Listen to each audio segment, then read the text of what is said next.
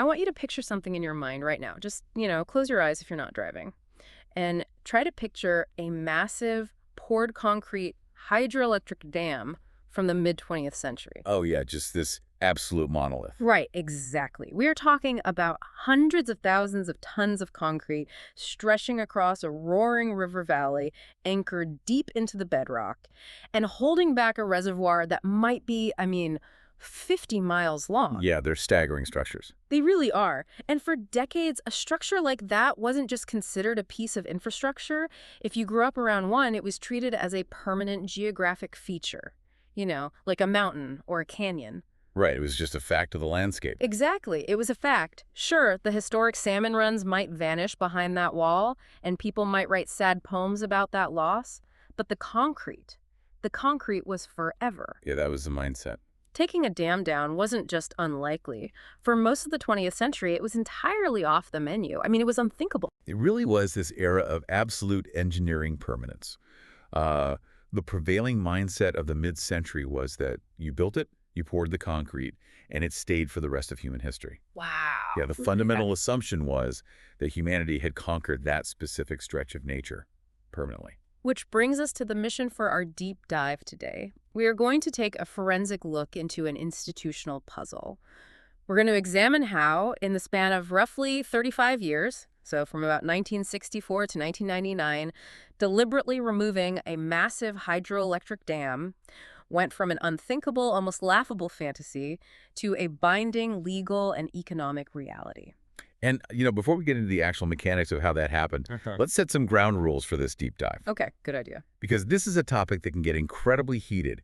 We need to look at this through a documentary lens. This is not a morality tale. Right. It's not a story about, good guys defeating bad guys or heroic activists slaying evil corporate dragons. Oh, yeah. We are going to actively avoid any caricatures of dam owners, utility executives, or federal agencies. Because that doesn't actually explain how things change. Exactly. Instead, we're looking at the evolution of institutional decision-making rules. We are tracing how the structures of law, science, and economics shifted over time. The rules of the game changed, and as a result, the outcomes changed. Okay, let's unpack this. Because to understand how those massive institutional rules changed, we need a framework to keep it all straight. So I want you listening to think of this shift as a massive, heavy steel door that has been locked shut for a century. I like this analogy. Right. And to open it, you don't just need one key, you need 4 distinct keys, and they all have to turn simultaneously in the lock. Yes. None of these 4 forces was sufficient on its own to take down a dam. A single key just gets you stuck. But together, they converged. They unlocked the door to river restoration. It's the perfect metaphor for what actually happened. If you only have 3 keys, the door stays shut, the concrete stays exactly where it is, and the dam continues to operate. You need all 4. Right. So let's start with the first key law, treaty power, and the fight for standing. And to figure out how this first key was forged, we actually have to rewind all the way to 1945. Okay, let's go back. Picture a 14-year-old boy named Billy Frank Jr. He's a member of the Nisqually tribe in Washington state. And in 1945, at 14 years old, he is arrested for quote-unquote illegal fishing on the Nisqually River. At 14. Yeah, 14. And this single arrest becomes the catalyst for what would eventually be known as the Fish Wars. Yes, and understand why his arrest was so pivotal, why a teenager getting busted for fishing sparks a legal revolution. We have to look back even further. Oh, wow, further than 1945. Yeah, we have to go back to the 1854 and 1856 Stevens Treaties. These were negotiated by Isaac Stevens, who was the first governor of the Washington Territory. Okay. In treaties like the Treaty of Medicine Creek, the tribes of western Washington ceded millions of acres of land to the United States government. But in exchange for that massive land cessation, they explicitly reserved the right to fish at their, quote, usual and accustomed grounds and stations. So it was written down. It was a formal, ratified treaty right. The United States government put its stamp on it. Exactly. The federal government recognized this right in the supreme law of the land. But here is the paradox that set up a century of conflict. What happened? Well, for 100 years following those treaties, the state of Washington effectively treated native fishing not as a treaty right, but as a heavily policed privilege. Wait, really? Yeah, the state essentially ignored the federal treaty language. They subjected native fishermen to the exact same state regulations, the same seasons, and the same gear restrictions as a white recreational fisherman who, moved to Seattle yesterday. Let me stop you there because I want to make sure I'm understanding the tension. The state of Washington is basically saying, look, we don't care what a federal piece of paper from 1854 says. We manage the fish in this state. That's exactly what they were saying. And if native fishermen fished outside those state rules, what happened? The state game wardens would raid their nets, they would confiscate their gear, their boats, their catches, and they would make arrests. And this wasn't an isolated thing. This was systemic. So a paper right basically means nothing without enforcement. I mean, if the state actively ignores it and the federal government is just standing on the sidelines, refusing to step in and enforce its own treaty, you just have a century of simmering conflict. Precisely. Which brings us back to the 1960s and 1970s. Billy Frank Jr., who was arrested time and time again, I think more than 50 times over the course of his life, he helped shift this from an individual struggle into a highly organized, highly visible movement. Okay, how did he do that? He co-founded the Survival of the American Indian Association in 1964, and they began staging what were called fish-ins. Fish-ins. I mean, the branding alone is powerful. Yes, and they were heavily focused around Frank's Landing, which was a small 6-acre parcel of land on the Nisqually River that Billy's father had bought. Because it was private land. Right, because it was privately owned, it became the sanctuary and the symbolic heart of the movement.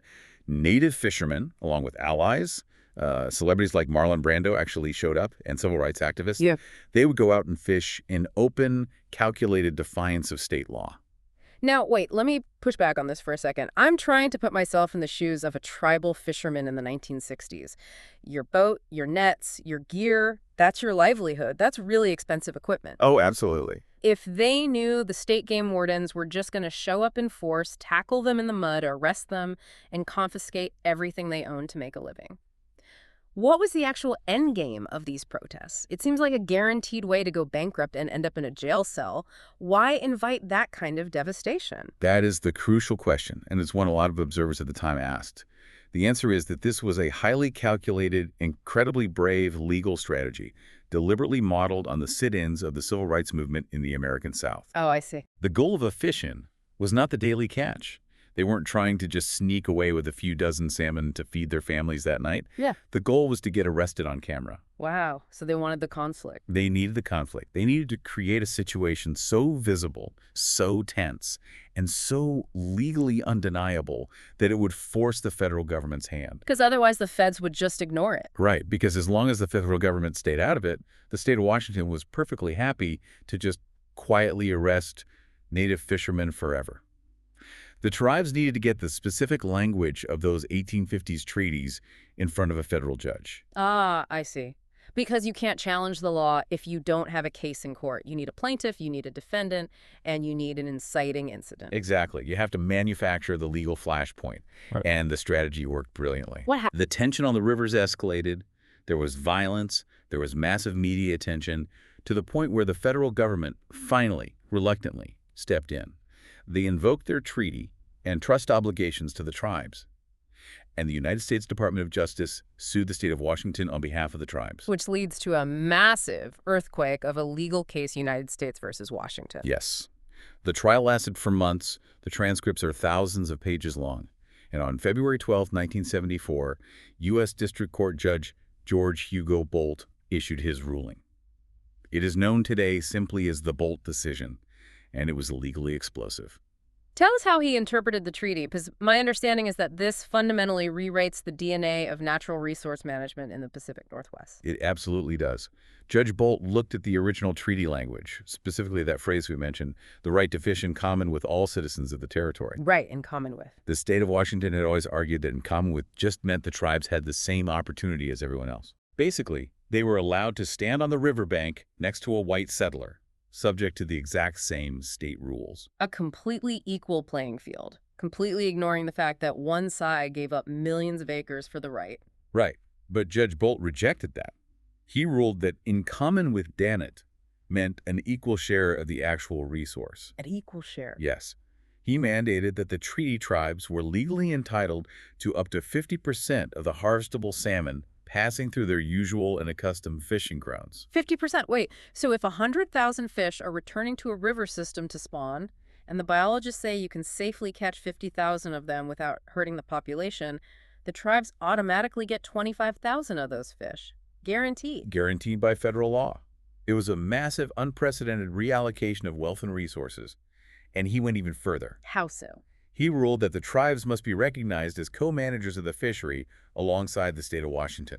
What does co-management actually look like in practice, though? Well, it means the tribes aren't just participants in the fishery anymore. They're decision makers. They have their own scientists, their own biologists, their own catch limits. Oh, wow. The state can't just dictate the rules unilaterally anymore.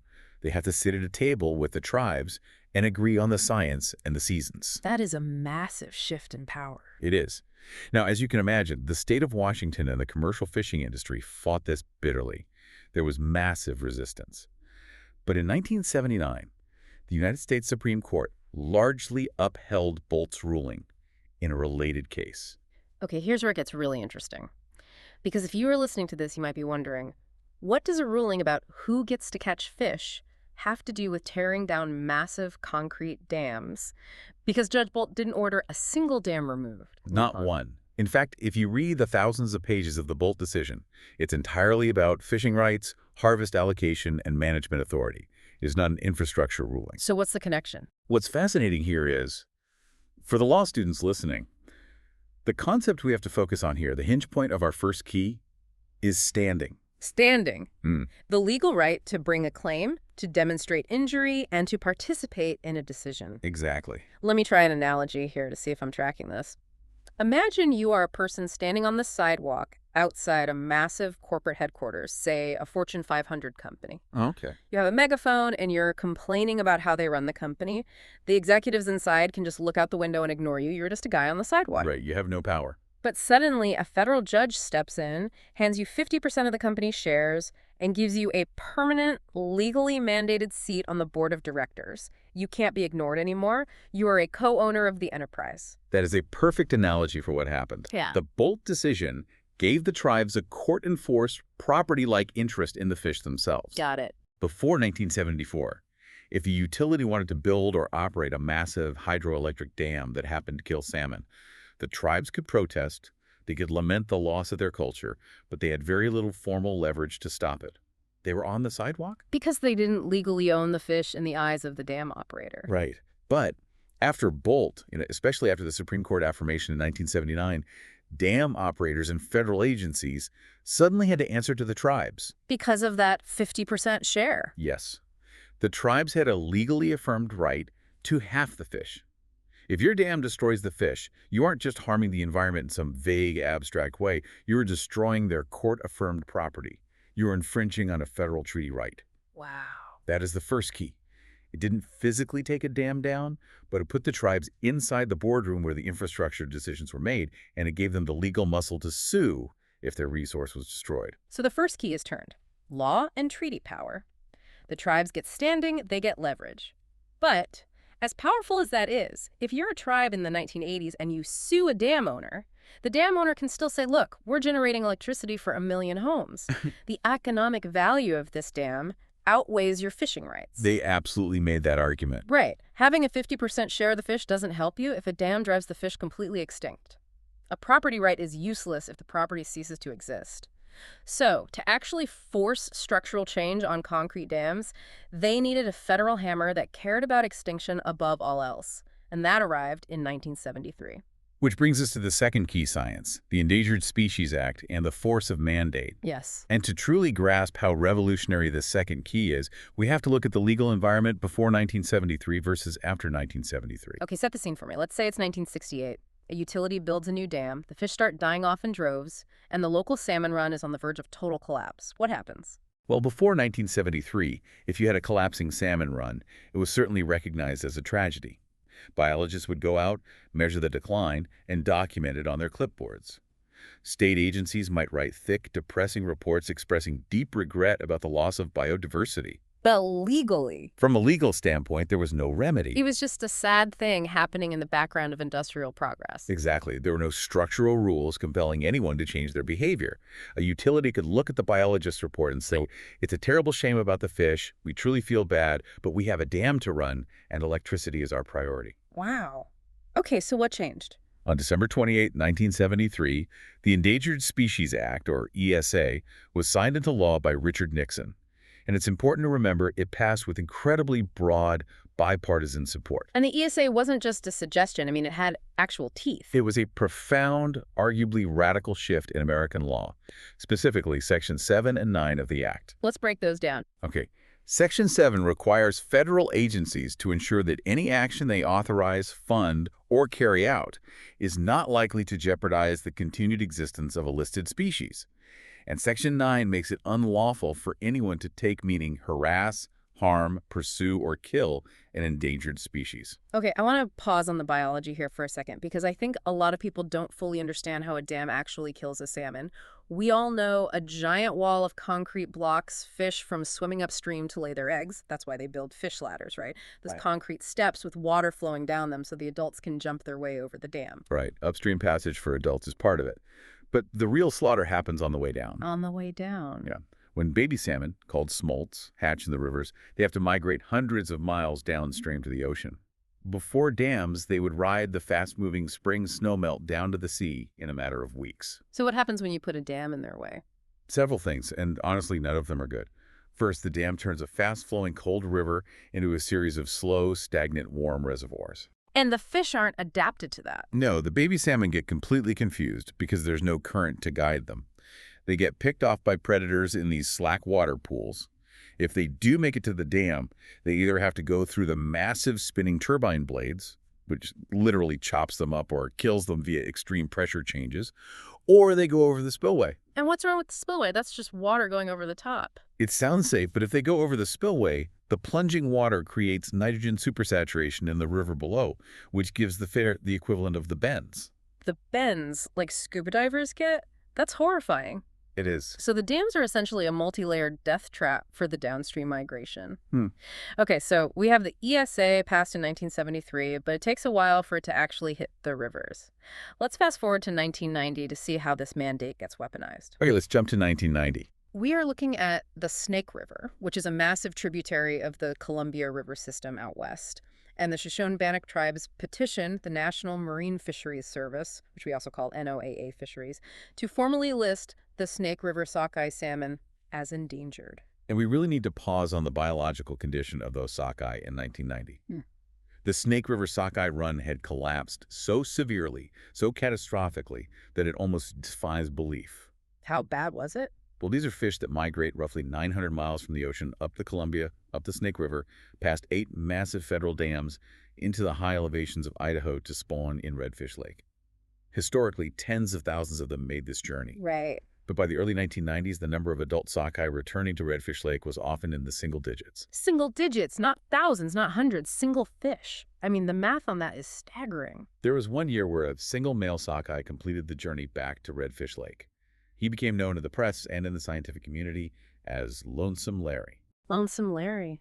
It's heartbreaking. You have an entire distinct genetic lineage of a species that has defined the Pacific Northwest ecosystem for millennia, reduced to one lonely fish swimming around a mountain lake looking for a mate that doesn't exist. It is deeply emotional.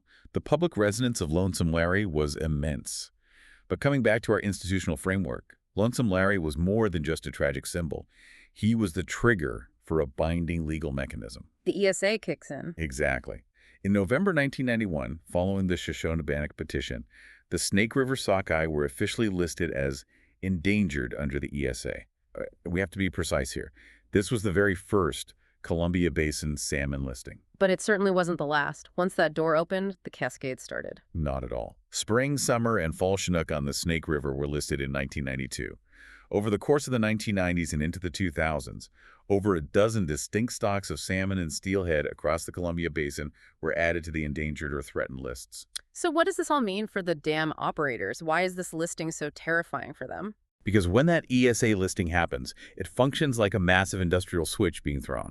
Suddenly, the decline of the salmon is no longer just a lament. It is no longer just a sad fact for a biologist's clipboard. It becomes a binding legal fact. Exactly. And the primary targets of that new legal fact were the federal dam operators.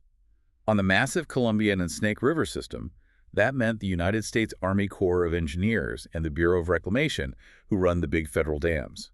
For private dams on other rivers, it meant the Federal Energy Regulatory Commission. Right. Suddenly, under Section 7 of the ESA, these powerful agencies were legally obligated to reckon with whether their daily dam operations were driving a species to extinction.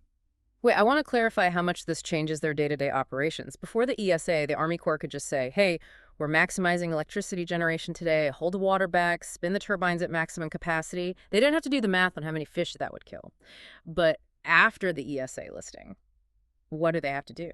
After the listing, they had to produce what are called biological opinions, often just referred to as BIOPs. BIOPs, okay.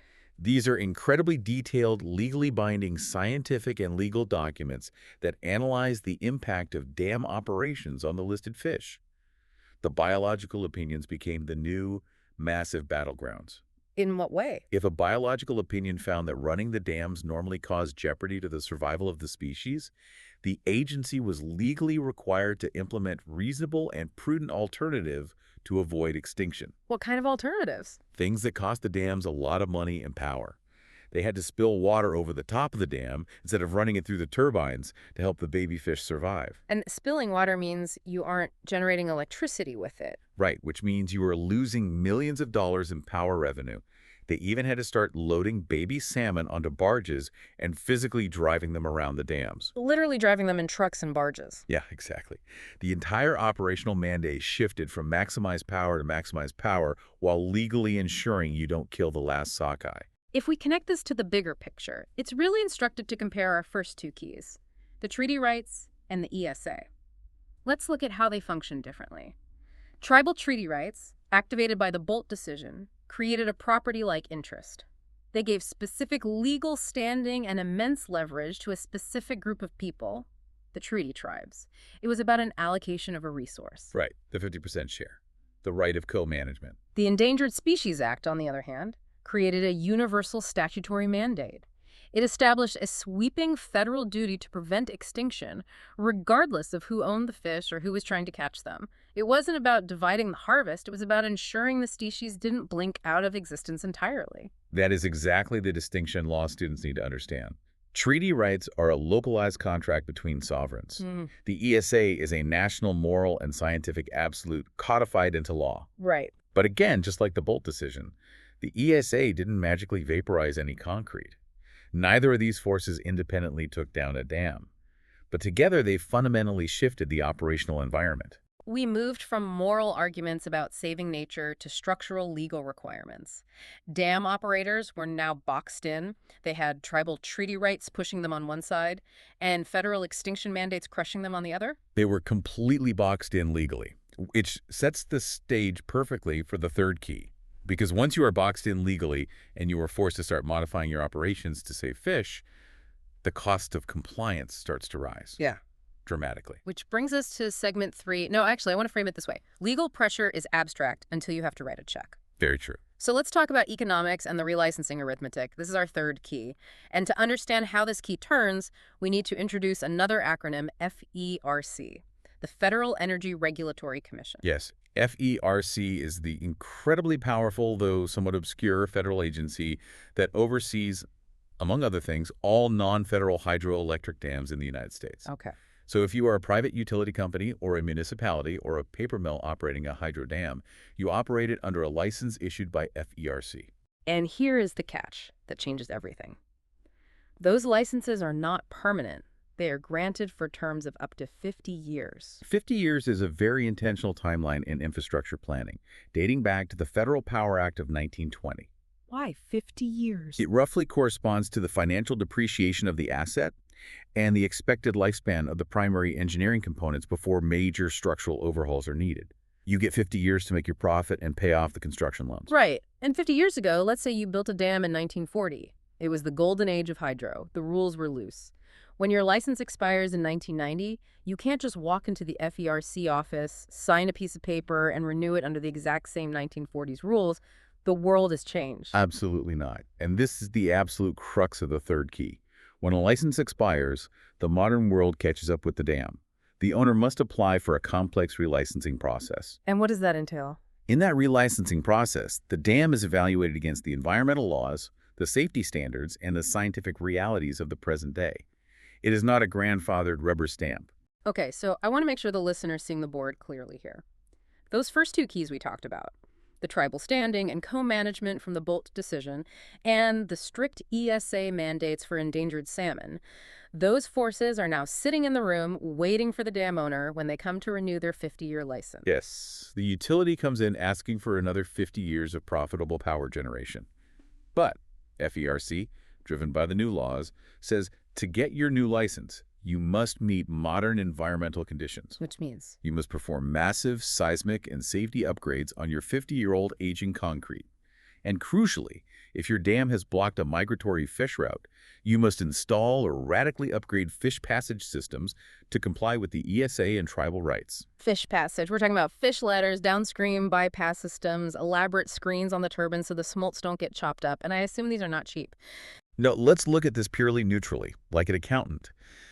If you own a massive, highly profitable dam, say, a massive structure generating huge amounts of electricity for a major metropolitan area, the costs of adding a modern fish ladder, even if it costs tens of millions of dollars, can usually be absorbed into your rate base. Hold on, clarify rate base for me. How does a utility actually pay for a $30 million fish ladder? Do they just eat the loss out of their profits? Usually no. Regulated utilities operate under state public utility commissions. Okay.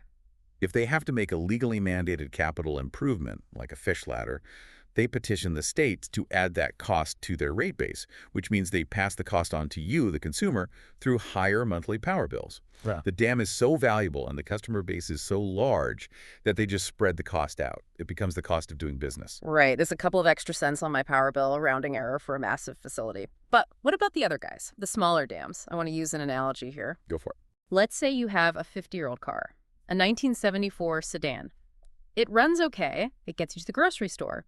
But your state requires a mandatory, rigorous safety and emissions inspection to renew your registration. Sounds familiar. Right. You take this old clunker in, and the mechanic puts it on the lift and says, well, to bring this up to modern 2026 emissions codes and safety standards, you need a completely new catalytic converter, side curtain airbags, structural frame reinforcement, and a new engine block. It's going to cost you $30,000. Yeah. But you look at the Blue Book value of the car itself, and it's only worth $3,000. You'd be crazy to fix the car. Yeah. It is just bad math to keep it. You scrap it, you sell it for parts, and you walk away. Exactly. And that is exactly what starts happening to these smaller, older dams across the country. The cost of modern compliance outstrips the economic value of the electricity they generate. We have very real-world arithmetic for this. Let's look at a specific example from the source material Condit Dam on the White Salmon River in Washington State. It was owned by a major utility, PacifiCorp. And what happened when their license was up? As they went through the FERC relicensing process in the late 1990s, they were handed a mandate to install modern fish passage. The estimated cost for those engineering upgrades was in the neighborhood of $30 million. $30 million for a relatively small, older dam. Wait, but didn't utilities like PacifiCorp fight this? It's hard to believe they just looked at a spreadsheet, shrugged their shoulders, and peacefully agreed to tear down their dams without a massive legal fight. Didn't they try to pass that $30 million on to the ratepayers? They absolutely fought it at first. They hired lawyers, they challenged the science. But remember, the state utility commissions are watching. Right. Their whole job is to step in. Exactly. The utility commission's job is to protect ratepayers from unnecessary rate hikes. If PacifiCorp tries to charge ratepayers $30 million to fix a tiny dam that hardly generates any power, the commission will reject it. They'll say, that's an imprudent investment. We won't let you raise rates for that. Oh, So the utility is stuck, holding the bag. When PacifiCorp looked at the final ledger, the math was unavoidable. Removing the dam, entirely physically blowing up the concrete, and restoring the river penciled out as the cheaper option compared to spending $30 million on a fish ladder that might not even work perfectly. So Condit Dam was eventually slated for removal. We see an even bigger version of this on the Klamath River, right? I know we're foreshadowing a bit, but the scale there is wild. We do. On the Klamath River, straddling Oregon and California, there was a complex of 4 aging private dams. When it came time to address modern fish passage and water quality standards during the relicensing, the estimates to retrofit those 4 dams were astronomical. We are talking hundreds of millions of dollars, vastly exceeding the cost of simply taking all 4 dams down. So if you're listening to this and wondering why your local power bill went up in the late 90s or why utilities suddenly started talking about river restoration, this FERC relicensing process is exactly why. It means that we're seeing cost-benefit logic running in reverse. That is a brilliant way to phrase it. Cost-benefit in reverse.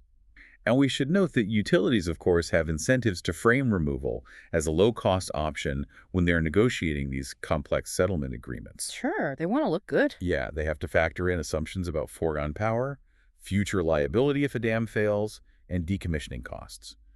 But the core truth is undeniable. For the first time in history, the uncosted externality of a dead salmon run was finally priced directly onto the dam owner's ledger. I want to break down that phrase, uncosted externality, meaning for decades, the utility got to kill the fish for free, the public paid the price of losing the salmon ecosystem, the tribes paid the devastating cultural and economic price of losing their treaty resource, but the utility didn't have a line item on their quarterly budget that said, cost of dead fish. It was a freebie for them. Precisely. The environment subsidized their power generation. But once the ESA and tribal standing force fish passage into the FERC relicensing requirements, that externality becomes internalized. It becomes a hard, inescapable dollar figure. It's just a business expense now. Exactly. The utility accountant looks at the spreadsheet and says, to keep generating $1 million a year in power revenue, we have to spend $30 million in concrete and steel for a fish ladder. That isn't corporate virtue. That isn't the utility suddenly growing a conscience, reading Thoreau, and becoming environmentalists. It is just rational, cold-blooded financial arithmetic. I'm doing the mental math here, and it's fascinating. So we have 3 keys in the lock now. Key 1, legal standing through treaty rights. You can't ignore the tribes anymore. They own half the fish. Key 2, scientific mandate through the ESA. You legally cannot let the fish go extinct without facing federal injunctions. Key 3, economics. The 50-year FERC clock makes you pay for modern standards, and sometimes removal is simply cheaper than retrofitting. But we still need the 4th key, because up to this point, all we have is the conceivability of removal. We have negotiated settlements where a utility voluntarily agrees to walk away because it's cheaper. They choose to surrender the license. What we don't have is a federal mandate proving that the government can actually force a dam owner to pack up and leave against their will. You're saying, what if a dam owner is stubborn? What if they say, I don't care how much the fish ladder costs, I want to keep my dam and I'm demanding my license renewal? Exactly. Until the federal government actually denies the license and orders a removal over the owner's objections, the whole system is just a theory. Which brings us to the 4th key, the hinge precedent at Edwards Dam. And for this one, we have to leave the massive canyons of the Pacific Northwest and travel all the way across the country to Augusta, Maine. We are moving the timeline to 1997. And the dam in question is Edwards Dam on the Kennebec River. Now, this is a very different piece of infrastructure than the giant federal dams out west. Edwards Dam was built in 1837. 1837, that's before the Civil War. That's practically ancient history for American infrastructure. Yes. Yeah. It was originally built to power sawmills and textile mills. It was a relatively modest dam, about 24 feet high, 900 feet across, generating roughly 3.5 megawatts of power by the late 20th century. So relatively small. But for over a century and a half, it blocked the lower reach of the Kennebec River from the sea.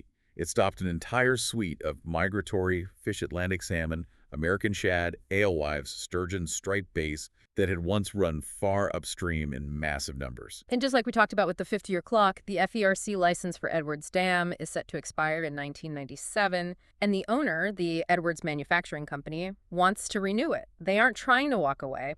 They want to keep generating their 3.5 megawatts. But they run into fierce, highly organized opposition. A group forms called the Kennebec Coalition. Who is in that? This was a broad alliance of American rivers, the Natural Resources Council of Maine, the local chapter of Trout Unlimited, the Atlantic Salmon Federation, along with state and federal agencies who all jump into the relicensing process as interveners. And they bring a very simple but incredibly radical argument to FERC. I'm trying to put myself in the shoes of FURC in 1997. You have a utility that wants to generate power, which is FERC's whole historical mandate. They exist to promote energy. How on earth did an environmental coalition convince an energy commission to care more about fish than electricity? What was the actual argument? They argued that a free-flowing Kennebec River provided more total economic and environmental benefit to the public than the dam did. Wait, they quantified the river itself? Yeah, they presented studies showing that the recreational fishing, the tourism, and the ecological restoration of a free-flowing river vastly outweighed the meager 3.5 megawatts of power. They basically said this power simply does not justify the continued destruction of a historic fishery, especially when removal is entirely feasible and would restore that fishery almost immediately. They're putting the value of a live river on a scale against the value of a small amount of electricity. And then the federal hammer drops. On November 25, 1997, FERC issued its ruling. They denied the relicensing application from the Edwards Manufacturing Company, and they explicitly ordered the dam to be removed at the owner's expense. For the law students listening, why is this specific ruling so crucial? Why is this the fourth key? We have to emphasize the exact precision of this moment. This was the very first time in American history that the federal government ordered a licensed operating hydroelectric dam removed against its owner's wishes, purely on the environmental merits that a free-flowing river was better than a dammed one. I want to highlight that. They didn't order it removed because it was structurally unsound and about to collapse and kill people. They didn't order it removed because the owner went bankrupt and abandoned it. They ordered it removed because the river itself was legally determined to be more valuable without it. Exactly. It proved that FERC had the statutory authority to look at the scales, see that the environmental harm outweighed the economic benefit, and pull the plug. It established the legal precedent. And what happened after the ruling? Following that order, a massive settlement was eventually brokered to handle the liabilities and the removal costs, and on July 1st, 1999, Edwards Dam was breached. And what happened when the water dropped? Did the fish come back? It was almost miraculous. Mm. Within a single season, the river began to run migratory fish upstream again. After 160 years of being blocked, the fish just knew what to do. The alewives and the shad surged upstream to spawn in habitats they hadn't touched since the 1830s. This raises an important question, though. Or rather, it highlights a massive, sweeping historical irony. And I really want us to sit with this for a moment because it's incredible. Or geography of it is the irony. Yes. The Kennebec is an East Coast river. Mm-hmm. If you look at American history, the East Coast of the United States industrialized first. They built the first mills, the first dams in the 1700s and 1800s. Long before the West. Right. They completely wrecked their rivers and killed off their runs of Atlantic salmon long before the Pacific Northwest even finished pouring the concrete for their massive western dams. The East Coast essentially invented the playbook for how to industrialize a river and kill a salmon run. They were the pioneers of river destruction. Exactly. But now, in 1997, the very rivers that broke first, the rivers that lost their salmon generations ago, were the ones that provided the exact legal precedent needed to teach the entire nation how to bring salmon back. The East showed the West the way home.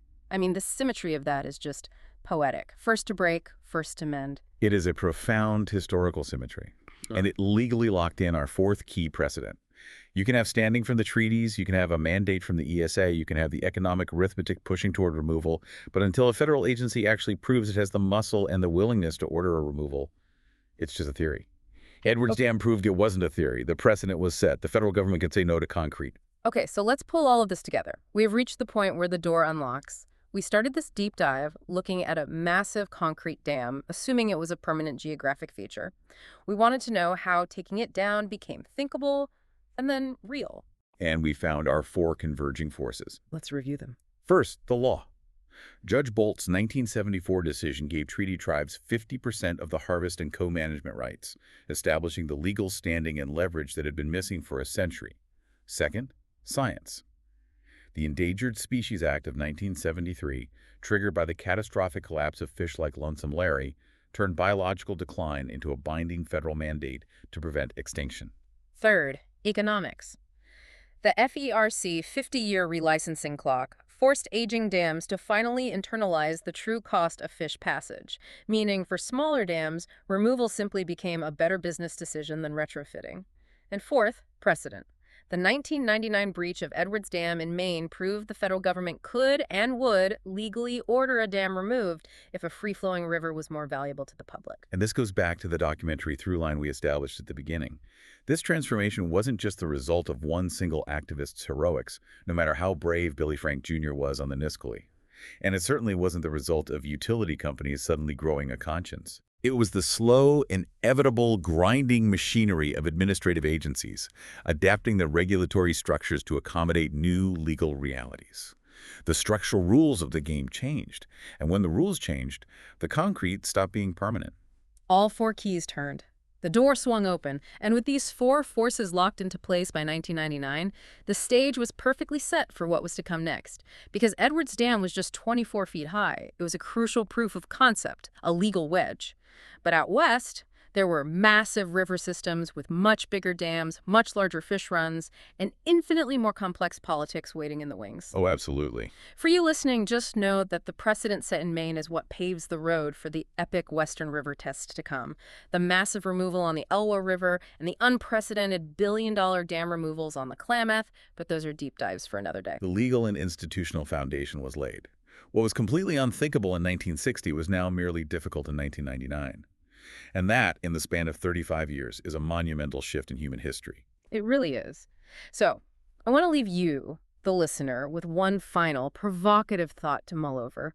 We just spent an extensive deep dive tracking how four converging institutional forces could turn massive, quote-unquote, permanent concrete river dams into temporary removable structures. Think about that time frame. Just 35 years to completely reverse a century of engineering dogma. That's remarkably fast. It is. Now look around at the rest of our modern built environment today. Look at our sprawling interstate highways cutting through the hearts of our cities. Look at our vulnerable coastal developments built right on the shifting sands of the oceans. Look at our centralized, massive fossil fuel power grids. What other piece of permanent infrastructure today, something we currently treat as an absolute, unchangeable fact of the landscape, might fail a future generation's legal and economic stress test? What else is going to be taken off the menu? Exactly. Because if there's one thing we've learned today, it's that just because we poured the concrete doesn't mean it has to stay.